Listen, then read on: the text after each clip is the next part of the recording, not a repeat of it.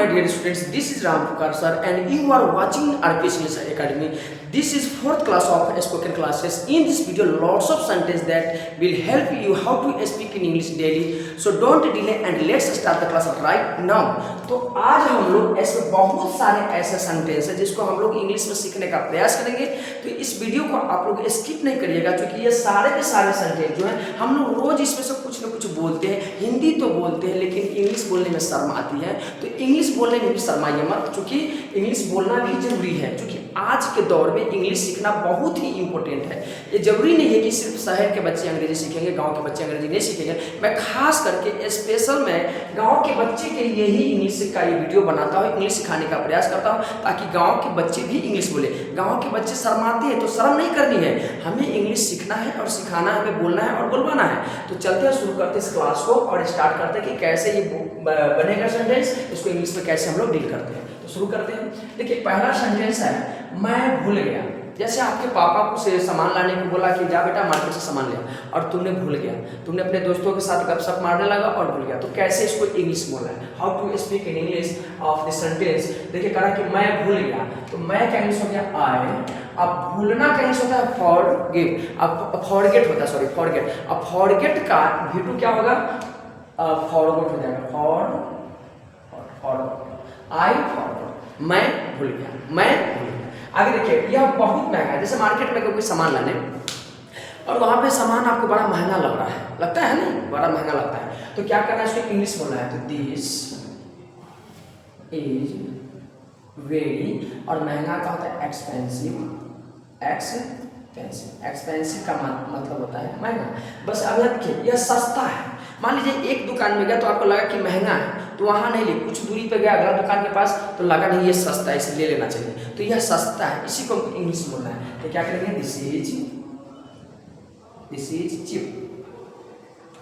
Is cheap, मतलब cheap का मतलब होता है सस्ता। आगे देखिएगा तुम समय पे आते। अब बहुत बच्चे होते हैं कि स्कूल लेट ले आते हैं, तो टीचर ने उनको कहा कि तुम समय पे आना, तो आना तो क्या हुआ, ये आदेश है, ये मतलब उनके आदेश को पालन करना है। तो तुम समय पे आना, तो क्या करेंगे, यू कम ऑन टाइम। अब ये देखिए ऐसे लिखिएगा तो गलत हो जाएगा, क्यों, क्योंकि यू कम ऑन टाइम है। देखिए ये वर्ब का फर्स्ट फॉर्म है, तो इसका मतलब अगर हिंदी निकालिएगा, इसका हिंदी निकल जाता है तुम समय पे आते हो, लेकिन ऐसा नहीं है कह रहा है कि तुम समय पर आना, यह आदेश दे रहा है। तो क्या करना होगा सर, इसको थोड़ा कॉमा मारना पड़ेगा। क्या करना पड़ेगा, कॉमा मारना पड़ेगा। देखो तुम समय पर जाना, अब जैसे बच्चे स्कूल लेट जाते हैं तो माता पिता कहते नहीं कि बेटा तुम समय पर स्कूल जाना, तो फिर यहाँ आदेश दे रहा है, तो क्या करेंगे, you go on time, you go on time. आगे देखिएगा तुम हमेशा देर करते हो, तुम हमेशा देर करते हो। अब कोई है ऐसा जो बराबर देरी से आता है, तो बोलते हैं तुम यार हमेशा देरी से आते हो, तुम हमेशा देर करते हो, है ना। तो इसको कैसे बोलना है इंग्लिश में, you are always late, you are always late. बहुत सुंदर। देखो मुझे अच्छा लगा, अब किसी से बात करके अच्छा लगता है, कोई सामान आपको पसंद आ गया तो कहता है ये मुझे अच्छा लगा, ये मुझे अच्छा लगा, तो मुझे अच्छा लगा, I liked it, I liked it. अब यहाँ पे लाइक्ड क्यों हुआ, देखिए कहा कि मुझे अच्छा लगा, मतलब उसको अच्छा लग गया, वो पास्ट में चला गया, इसलिए लाइक का V2 लाइक हो गया। और इट सर क्यों आया, तो कोई ना कोई सामान अच्छा लगा होगा, तो यहाँ पे इट जो है ऐसे भी इंडिफिनिट है, डुप्लीकेट सब्जेक्ट इसको कहते हैं। तो यहाँ पे क्या हो गया, यहाँ पे ऑब्जेक्ट का काम कर रहा है, तो आई लाइक्ड इट। बहुत सुंदर। आगे देखिए बहुत बढ़िया। अब कोई अच्छा काम करता है, किसी का रिजल्ट अच्छा आता है, बच्चे का रिजल्ट अच्छा आता है, तो कहता है बहुत बढ़िया, तो क्या करेंगे, एक्सीलेंट, या ऐसे भी बोल सकते हो very good, very good, excellent या वेरी गुड।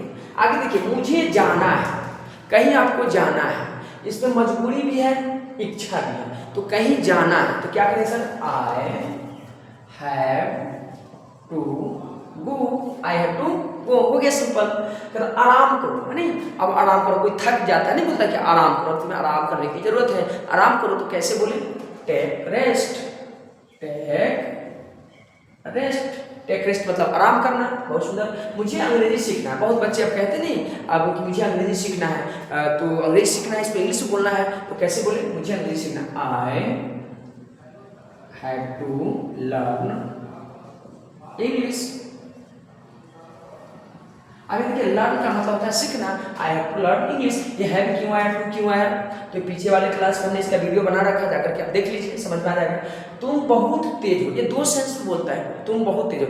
एक पॉजिटिव सेंस में जो रियल का तेज होता है, और एक तेज होता नहीं है लेकिन तेज बनने का प्रयास करता है, समझ रहे हो, दो सेंस में बोलता है। जैसे मान लो कि सच में कोई स्टूडेंट जो तेज है, तो उसके लिए हम लोग करेंगे यू आर वेरी इंटेलिजेंट। ये रियल में तेज होता है, लेकिन सर ये बहुत तेज हो, ये पॉजिटिव नहीं है, नेगेटिव में होता नहीं है, लेकिन बोलता है ना कि तुम बहुत तेज बनते हो ना, तो तुम बहुत तेज हो, तो you are very smart, you are very smart, तुम बहुत तेज हो। चुप रहो, आपको ज्यादा बोलता है लेकिन तो चुप रहो, तो क्या करेंगे, कीप क्वाइट, कीप चुप रहे, ऐसे बोल सकते हैं, कीप, ऐसे भी आप बोल सकते हैं, कीप साइलेंट, कीप साइलेंट। दूसरा देखिए बैठ जाइए, नहीं अब बार बार कोई उठ रहा है तो भाई बैठ